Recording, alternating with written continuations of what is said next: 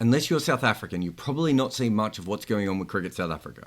The story is so long and messy that most of the journalists covering it do so by meshing their foreheads into a keyboard. If you want it in granular detail, we've put up a podcast with Firdose Moonda in the show notes. This show is called Last Knock. I don't really understand why it is called that. I have never tried peanut butter.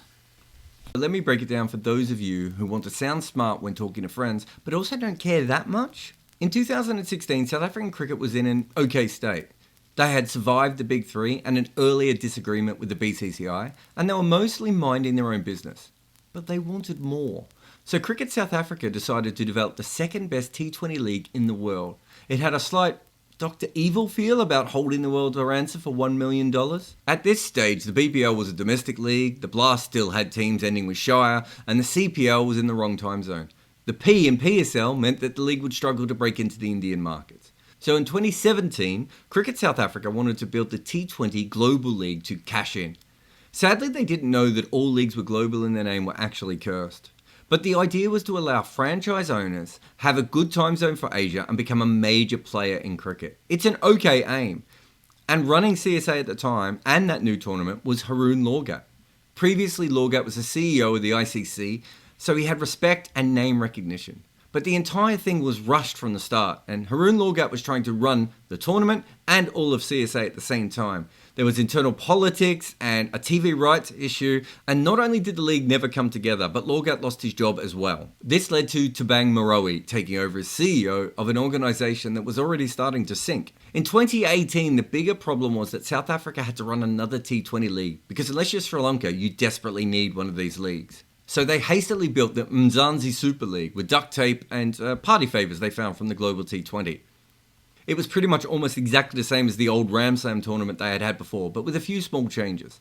They then tried to sell it to Supersport. The problem there was that Supersport thought they already owned the TV rights to that tournament. And so what ended up happening was the most powerful and watched sport channel in the country didn't show their new tournament. So in the space of a year, they went from having a potential IPL light to running a budget regional tournament in the dark. Oh, and they lost a lot of money. It's worth noting how paper thin some of these cricket boards are. If India cancel a test or even a small ODI series, that might mean you might have to downsize your staff. Most of these boards are very hand to mouth. So losing one league and then having another one that couldn't make much of that money back is a huge problem. And doing all this with an inexperienced CEO was just, not ideal. In 2019, that CEO, Moroe, was suspended.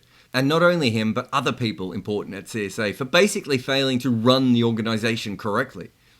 He wasn't fired though, and he did continue to get paid, which was probably nice for him. Because of South African government regulations, they needed a solid case to fire him, so the board got a forensic independent report made. More on that later. In that same year, the South African Cricketers Association started legal procedures against CSA. That's the players suing the board.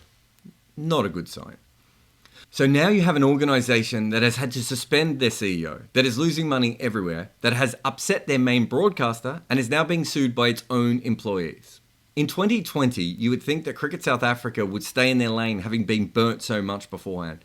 But CSA hosted a 3-team cricket match tournament because no one knows why they did it. Surprisingly, the sponsors noticed this gaping void that was swallowing up CSA, and they started making some noises. They weren't placated, and Standard Bank let their sponsorship deal expire. A few months later, Momentum weren't happy with the current state of affairs, and they said that they wouldn't be renewing their sponsorship deal for the men's team, but they did stick around for the women. That is the shirt logo and naming rights sponsors gone in less than 6 months. This was all made worse by the fact that a CSA board member decided to attack Momentum on Twitter, with a variation on the old, "remember, my taxes pay your wages" line. She was dragged in front of a committee that she would normally sit on, and they handed her down a brutal reprimand. The press had fun with this, and we need to talk about them because they were drawn into all this madness. 5 of them lost their accreditation back in 2019 for essentially doing their jobs.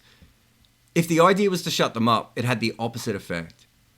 At the time, Moroe offered to take Firdose Moonda out for lunch, offering her a peanut butter sandwich. That lunch never happened. This year it got weirder when CSA suggested that the journalists were being negative because they had applied for CSA jobs and not got them. Many hacks said this was nonsense. Also, I'm not sure why anyone who had spent their time following CSA would want a job with them. In the middle of all this, Moroe was finally fired. Now remember that forensic report they made to get rid of him? Well, people outside of CSA board thought they should be able to see that as well. First the journalists, and then the South African Olympic body, and then later the Minister of Sport wanted to have a look. The CSA board didn't want to show it, and that went on for a while.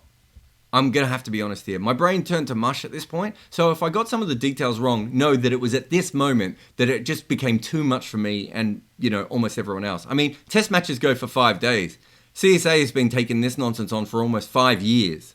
They fought the release of the report, which is never a good idea because it meant that everyone looked bad and the sports minister decided that an independent board would have to be brought in. That seemed like a really good idea until the current board decided that they didn't want to go, so they decided not to take the interim board on. Now this is where it gets a bit global. The ICC have a rule that forbids cricket and governments mixing.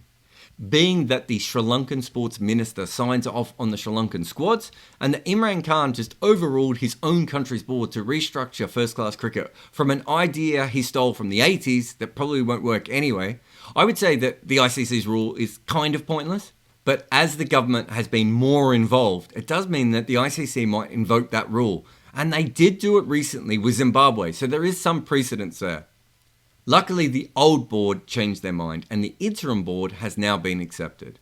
One of the first things the interim board did was finally release that full report. And it did make people look quite bad. Like the fact that $20,000 was spent on alcohol by Moroe and one of the other people who was suspended. That was 83% of Cricket South Africa's alcohol spend according to Cricinfo. So it looks like CSA is finally getting things right. But who knows what shenanigans they can get themselves into next. Maybe a 4-team cricket match where it's only the administrators who play, but instead of using bats, they use champagne bottles, and instead of balls, it's the company credit cards. And after everything that's happened, I cannot believe I have to say this, but Firdose never got her bloody peanut butter sandwich. And I forgot to say, Haroon Lorgat, he's on that interim board. He's back. I know my daddy has made some jokes about all this, but it matters. Because Cricket South Africa's job is to grow and develop the game, and they've been drowning. I don't like peanut butter.